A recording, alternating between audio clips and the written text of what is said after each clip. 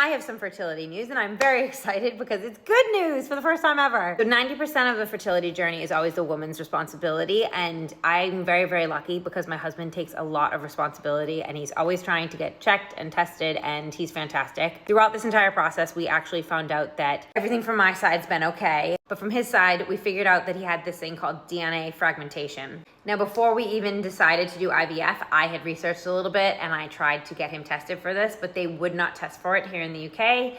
We asked for it, they said no. I don't know, ultimately, I feel like I've kind of had this inkling about everything all along. They wouldn't test him for it. They said the only thing that they could do is ICSI, and that essentially just means they insert the sperm directly into the egg, and since we were doing that already, they wouldn't test for it. So then we found Fertility, and luckily at Fertility, they test for absolutely everything. We got the test for every panel, like literally every single panel. We did the reproductive immunology panel, we did the microbiome panel, the his and hers microbiome panel, we did everything.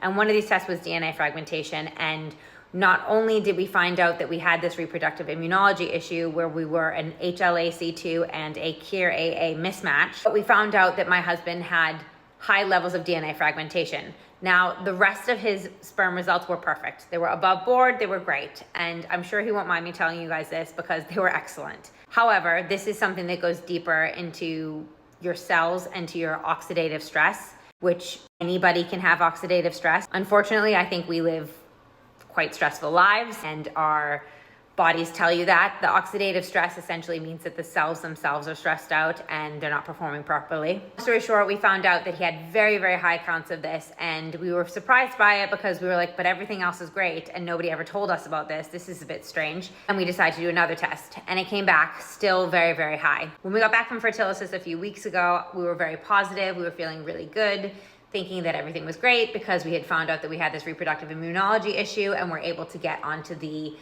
next protocol of how to fix this. However, we then got those negative results from the DNA fragmentation and we were devastated. From there, it was a case of checking ultrasounds and more consultations with doctors over here in the UK, which we got right on, and I'm very, very proud of both of us for being like so efficient with everything. Then I spoke to my acupuncturist. And I told my acupuncturist what was going on my end, but also I started to give her some information about my husband. And she said, what you should do is put him on a very strong antioxidant protocol, which is basically a series of vitamins.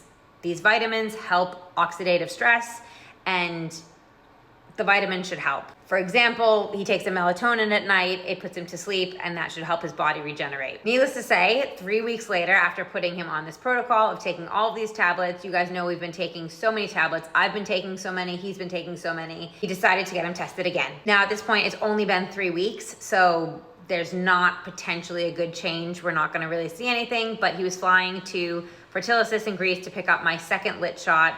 So we decided, let's just get him tested anyways. So we went out there and he got tested by Dr. V. And today I got an amazing phone call from Dr. V. He wanted to speak to both of us personally because the most exciting thing happened. It was a massive, massive, massive change in his results. From going on vitamins and antioxidants, or whatever you wanna call it, CoQ10, things like NAC, vitamin D, things that you don't really think that you need, we've massively lowered his DNA fragmentation. Now, I know he won't mind me sharing this, and I think this is super important, and the reason why I'm sharing this is because I know that there's a lot of you on here that are looking into fertility and looking into anything and everything they can do, and I know that the woman does all the research, and I have been the one that's done all the research on everything, and this is how I've come to a lot of the conclusions by seeing people online and getting things checked. And what's been amazing about this is Dr. V was so happy with this result, and he was so surprised by this result, and he was so positive and wants to know the protocol that obviously Paul is on so that he can put more men on it. And the reason why I'm telling you guys this is because I really want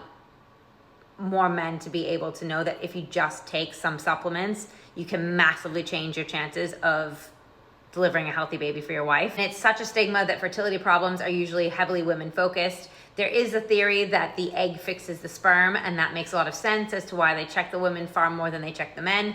However, guys need to be checked. My husband would tell you this. They need to be checked. They need to be tested.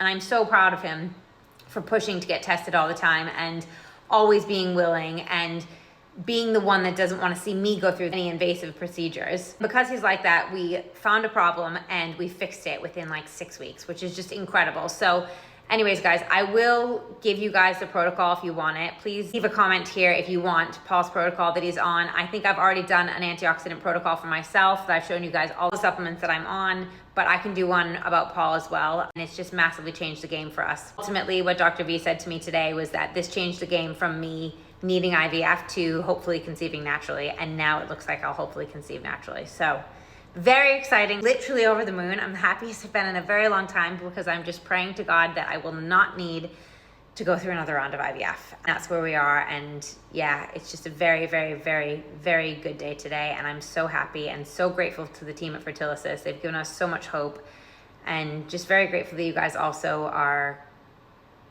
as proactive about this here as we are. So yeah, it's all good news. For those of you that are struggling with this and that are going through this and are having trouble with IVF or having trouble being listened by doctors, just keep pushing and get to a place like Fertility. I'm not saying it has to be Fertility. I'm not, their keeper, their spokesperson, but they are the easiest thing I've ever heard of. They send at-home tests. They find the results within days, and then you can forward that on to your doctor, or you can be like us and fly out to Greece. Paul's now been twice. I went once, and hopefully the next time I'm out there is vacationing with a baby. So